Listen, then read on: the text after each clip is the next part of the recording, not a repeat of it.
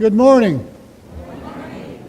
The Unitarian Universalist Church of Tampa is gathered for its weekly celebration, a coming together to remember the ideas and the ideals that motivate us, that inspire us, that encourage us.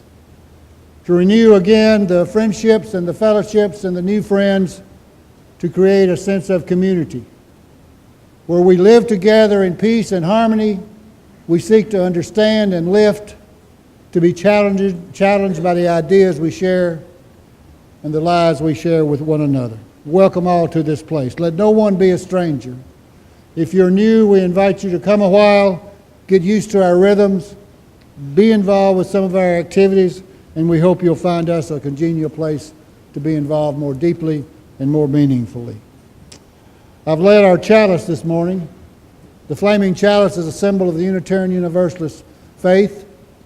It says to the world that we seek truth, we express hospitality, we seek to find those ideas and those inspirational thoughts that can move us from the past to the future. Not restricted by what we inherit, but hopefully trying to craft and improve what we receive from the past to apply to our times and the challenges of our times. Well, we welcome all to this place. I bring this to your attention nearly most every Sunday, it seems like, when I think back. Voicing the challenge it is to be in really a post-religious world in many ways, to have moved past the systems and the forms and the rituals that work for many of our fellow citizens, no matter what their faith perspective is. They're forms that they have inherited, procedures and systems which they can buy into, and they can express their faith perspective and share it as a community. The challenge for Unitarian Universalists is always to have something that's creative and responsive to the community that's involved. The Unitarian Universalist Church of Tampa is very similar to many of our congregations across the United States and the world, but also unique. And what speaks for us, what signifies for us, what focuses for us, might be a bit different from what somewhere else might find appropriate.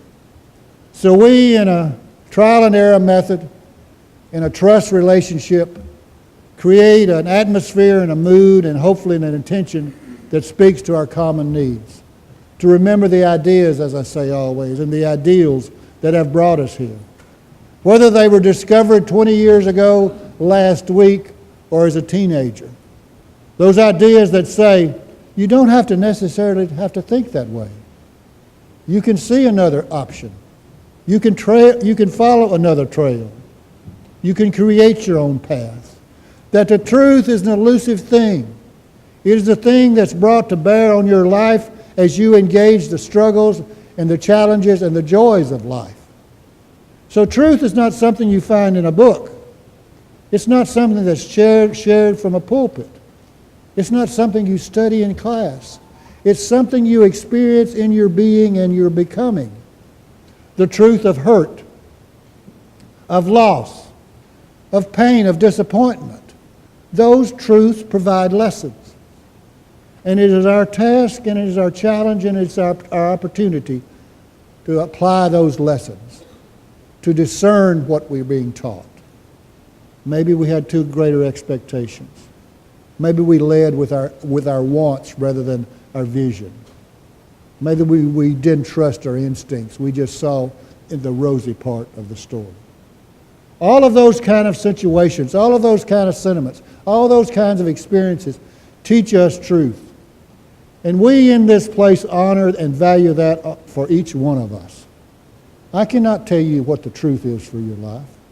I could sort of expose a little bit of the truth that I've discovered in my life for me. And maybe you can apply that. Maybe you can say, okay, well, that's maybe helpful, or that points me in one direction, or that's a take on it.